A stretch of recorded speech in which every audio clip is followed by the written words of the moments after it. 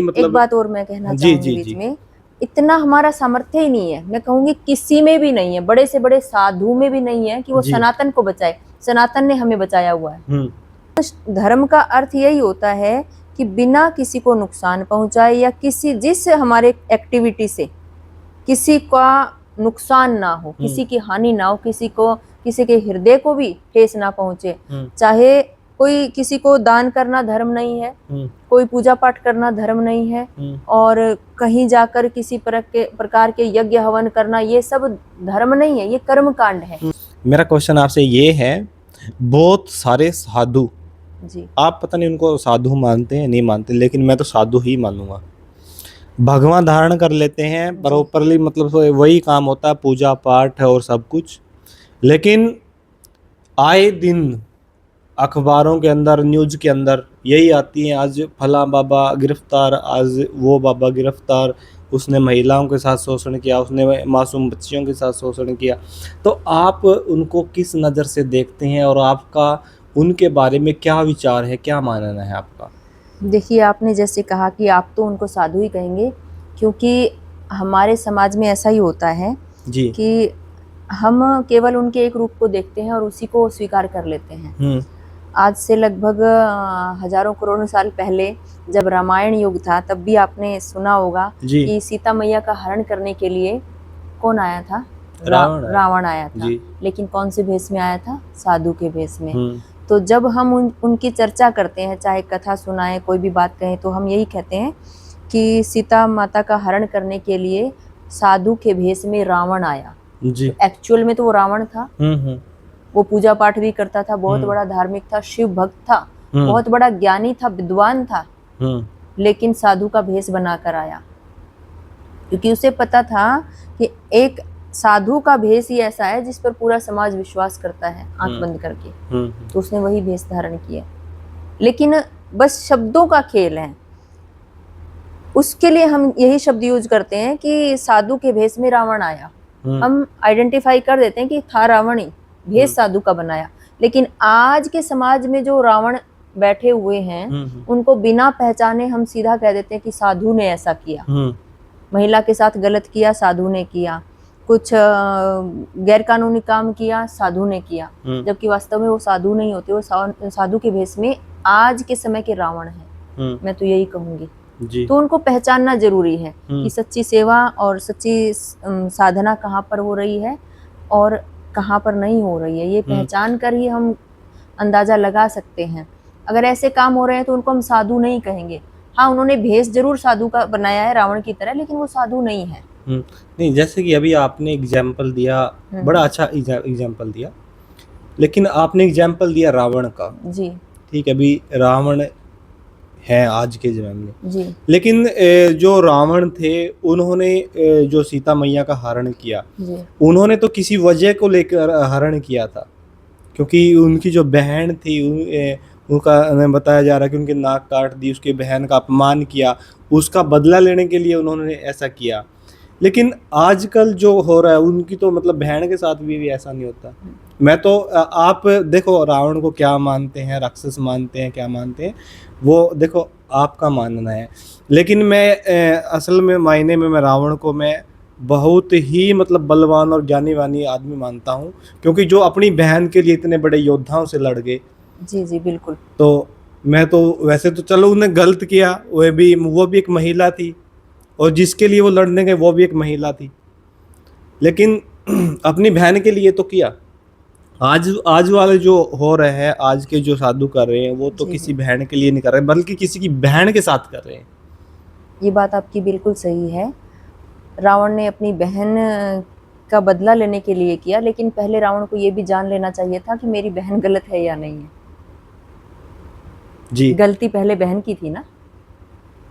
तो ये एक अलग विषय है, इस पर हम ज्यादा चर्चा नहीं कर सकते। लेकिन वास्तव में ज्ञानी वो होता है जो सत्य का साथ दे। जी। लेकिन रावण को अपनी शक्ति का अहंकार था। उसने मतलब अपनी शक्ति के अहंकार में आकर ये किया। जी। और अगर वास्तव में उसको बहन का साथ ही देना था तो अपने असली रूप में आता, रूप बदल कर क्यों आता? जी। और कोई गलत कर रहा है, अगर उसे लगा कि मेरी बहन के साथ किसी ने गलत किया है, तो गलत के साथ गलत करने की बजाय पहले देखना चाहिए कि कहाँ गलती हुई है, और बातचीत करके या किसी भी तरह से उसका समाधान करने का प्रयास करते तो पता चलता कि बहन की गलती है, तो शायद ये नहीं भी करते। लेकिन उसे अपनी शक्ति का अभिमान था। सबसे बड़ी बात ये कि अहंकार वश होकर उसने ये किया। तो इसको हम सही तो बिल्कुल नहीं कह सकते। हाँ, ये जरूर है कि विद्वान थे, ज्ञानी थे, ये हम भी कहते हैं, लेकिन ज्ञान का अहंकार होने के बाद और शक्ति का अहंकार होने के बाद इंसान अंधा हो जाता है। जी। रही आज के समाज की बात की, आज के जो लोग हैं वो ऐसा क्यों कर रहे हैं, वो अपनी तृष्णाओं के वशीभूत होकर कर रहे हैं जी।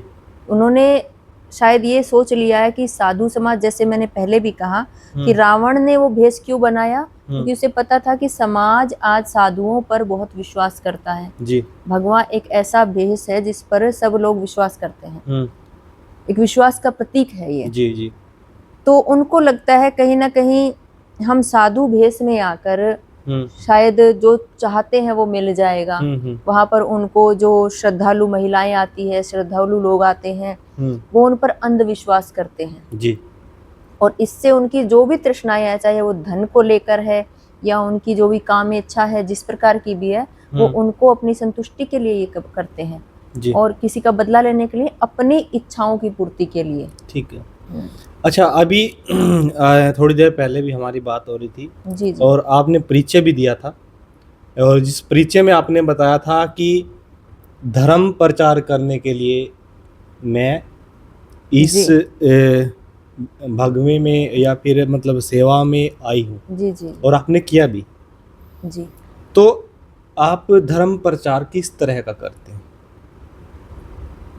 धर्म प्रचार जी, आप हिंदुत्व को बचाने के लिए धर्म प्रचार करते हैं या सनातन को बचाने के लिए धर्म प्रचार? सनातन को बचाने के लिए। सनातन को वैसे बचाने की आवश्यकता नहीं है, क्योंकि सनातन अपने आप में सनातन है, जो पहले भी था, अब भी है और हमेशा रहेगा, क्योंकि सनातन शब्द का अर्थ यही होता है। बिल्कुल, बिल्कुल। जो हमेशा है। अच्छा, आप ये मतलब बिल्कुल ठोस बात के साथ आप ये बोल रहे कि सनातन को बचाने की जरूरत नहीं है। जी। और मैं भी यही मानता हूँ जी कि नहीं है, जो सदियों से आ रहा है वो आज तक नहीं, मतलब एक बात और मैं कहना चाहूंगी बीच में, इतना हमारा सामर्थ्य ही नहीं है, मैं कहूंगी किसी में भी नहीं है, बड़े से बड़े साधु में भी नहीं है कि वो सनातन को बचाए। सनातन ने हमें बचाया हुआ है, हमें सनातन ने ही बनाया है, सनातन ही हमें बचा सकता है, इस पूरे समाज को भी बचा सकता है, तो केवल सनातन बचा सकता है, सनातन को कोई नहीं बचा सकता। सनातन तो अपने आप में है, उसको न बचाने की आवश्यकता है न बढ़ाने की आवश्यकता है, बस उसके बारे में लोगों को जागरूक करने की आवश्यकता है। अच्छा, बहुत सारे लोग ऐसे हैं जी, वो ये बोलते कि हम कट्टर हिंदू हैं जी, हिंदुत्व का मतलब झंडा भी उठा के चलते हैं, किसी से भी भिड़ जाते हैं कि वहाँ क्या नुकसान होगा, कितना बड़ा नुकसान होगा, उस चीज़ का भी उनको कोई मायने नहीं रहता है। और असल मायने में हमारा धर्म जो है हिंदू है या फिर सनातन है? देखिए, हमारा धर्म तो सनातन ही है जी। तो फिर हिंदुत्व का, फिर हिंदुत्व भी हिंदू भी है, क्योंकि ये पुराणों में भी आता है, श्लोकों में भी आता है हिंदुस्तान, क्योंकि हमारे इस देश का नाम पहले भी हिंदुस्तान भी था, ऐसा नहीं है कि केवल भारत या आर्यवर्त ही रहा है, हिंदुस्तान भी है। और तो जो हिंदू लोग जो आप कह रहे हो झंडा उठाना, कहीं ना कहीं ये समाज की मांग भी है। मैं देखो, आप इस चीज को बिल्कुल भी मेरा कोई कट्टरवादिता से कोई वो नहीं है, लेकिन यही सवाल और कम्युनिटी से नहीं पूछा जाता, क्योंकि हमारे से पहले और कम्युनिटी भी हैं और भी पंथ हैं जो कि कट्टरवाद के कारण या अपने जो मान्यताएं हैं उनके कारण जो है समाज में अराजकता फैला रहे हैं।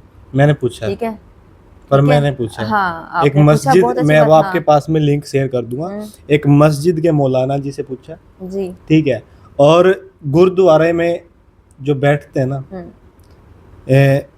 पाठी जो बोलते जी जी, उनसे पूछा कि खालिस्तानी क्या है जी, ठीक है, और इसीलिए हिंदुत्व का मैं आपसे पूछ रहा हूँ। उन्होंने भी ये पूछा था। हमारा सनातन कभी ये नहीं कहता कि भाई आप हिंसा करो, दूसरों को नुकसान पहुंचाओ।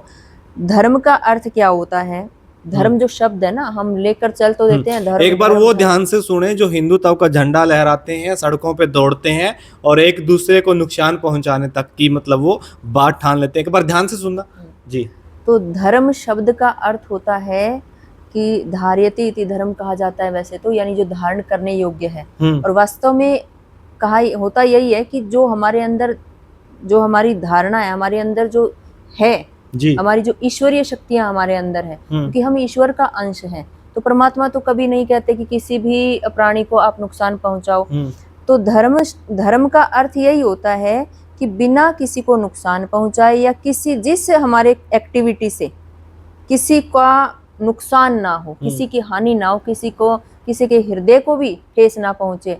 चाहे कोई किसी को दान करना धर्म नहीं है, कोई पूजा पाठ करना धर्म नहीं है, और कहीं जाकर किसी प्रकार के यज्ञ हवन करना, ये सब धर्म नहीं है, ये कर्म कांड है। ये धर्म की पूजा पद्धति के कुछ हिस्से कहे जा सकते हैं, लेकिन धर्म तो हमारे अंदर ही निहित होता है जी। हर चीज का धर्म होता है। जैसे अग्नि है ना, अग्नि का धर्म है जलना। बिल्कुल। अगर अग्नि अपना धर्म छोड़ देगी तो वह समाप्त हो जाएगी। जल का धर्म है शीतलता देना और बहना। जिस दिन जल ठंडा होना छोड़ देगा उस दिन वो खत्म हो जाएगा, गर्म होगा। आपको पता है, आपको ये लॉजिक पता होगा विज्ञान का, कि जैसे जैसे जल गर्म होता है वो भाप बन के ऊपर उड़ जाता है, समाप्त हो जाता है। वो बहना छोड़ देगा तो भी समाप्त हो जाएगा। तो ये गुण धर्म होते हैं। साइंस भी कहती है ये चीज।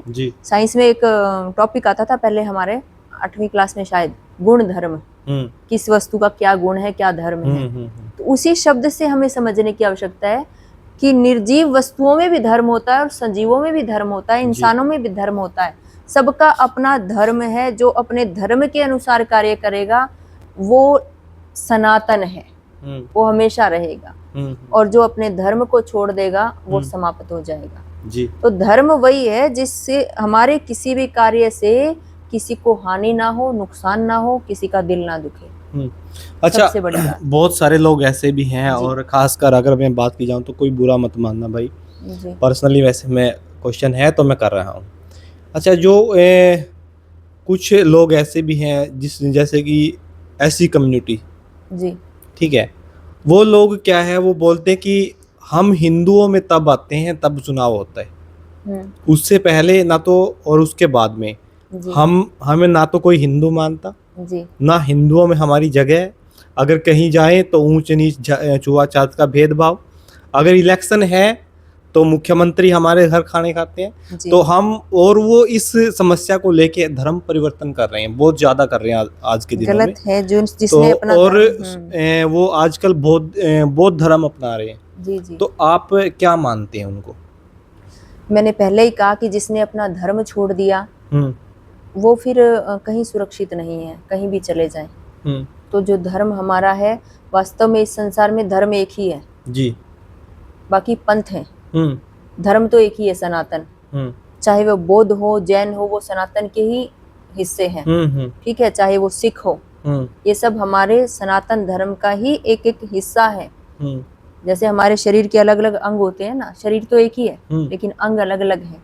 इसी प्रकार से सनातन के ये, चाहे हमारा प्रणामी संप्रदाय है वो भी पंथ है, सनातन धर्म का एक हिस्सा है। तो आप किसी भी हिस्से में जाएं वो आपकी इच्छा है, लेकिन केवल इस कारण से कि हम हिंदू हमें अपना नहीं रहे हैं, इस कारण से जाना अच्छी बात नहीं है। धर्म को छोड़ना अच्छी बात नहीं, वो बात सही है। लेकिन ये बात नेताओं पर लागू होती है कि वो चुनाव के समय अपनाते हैं या उनको पूछते हैं। लेकिन बाकी जो समाज है वो हमेशा, चाहे वो एससी हो, कोई भी कम्युनिटी हो, वो हमेशा जोड़ के रखते हैं।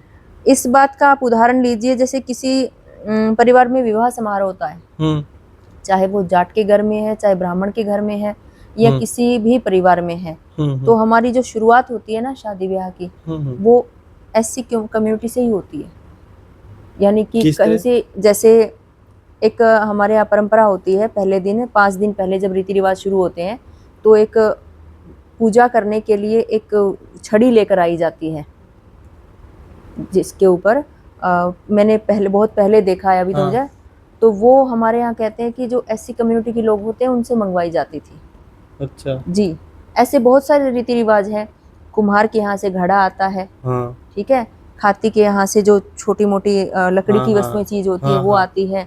लोहार के यहाँ से लोहे की चीजें आती है शादी हाँ ब्याह हाँ में, हाँ ठीक है। और जो गांव का जो नाई होता था हम्म। वो घर घर निमंत्रण देने का, यानी कि नाई का तो रिश्ते से लेकर शादी के बाद तक का सारा काम नाई संभालते थे।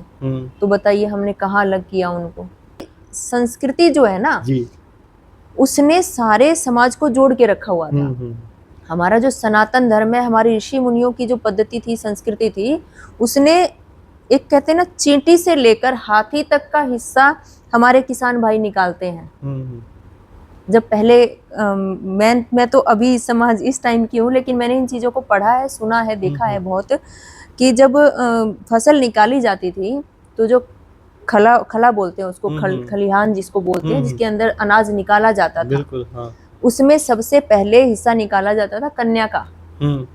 कई बार उनके परिवार में कोई कन्या नहीं है तो पड़ोसी की हो, किसी की भी हो, कन्या को बुलाकर उसकी झोली भरी जाती थी। उसके बाद देखा जाता था कि जो हमारे एससी भाई हैं, कोई भी हो, उनके लिए निकाला जाता था कि हाँ ये जो जैसे चौकीदार होते थे गांव के, या लोहार का अलग से निकाला जाता था। और यही सारा सिस्टम था। सबको अलग अलग उनका जो हिस्सा था, मंदिर का अलग निकाला जाता था, गौशाला का अलग निकाला जाता था। ये सिस्टम है हमारा। तो जो हमारी संस्कृति है उसमें ऐसी ऐसी पद्धति बनाई हुई थी कि पूरे समाज को हर परिवार साथ लेकर चलता है। लेकिन आज ये जो कुरीतियां आ गई है समाज में, जिनके कारण जो है हमारे जो हिस्सा है, जिनको आप ऐसी समाज कह रहे हो, जो हमारी ही समाज का एक बहुत बड़ा हिस्सा है और बहुत ही जरूरी हिस्सा है, उनको ये लगने लग गया है कि हम अलग हो गए हैं क्योंकि हमने अपनी संस्कृति को छोड़ दिया है। हमने अपना जो काम था उनको छोड़ दिया है, उसके कारण हम बंट गए हैं। और दूसरा ये कि बांटने के लिए तो बहुत सारी सत्ताएं भी आई है, और आज के जो बहुत सारे नेता लोग हैं वो भी यही काम कर रहे हैं, समाज को बांटने का काम कर रहे हैं, जोड़ने का काम नहीं कर रहे हैं। इस कारण से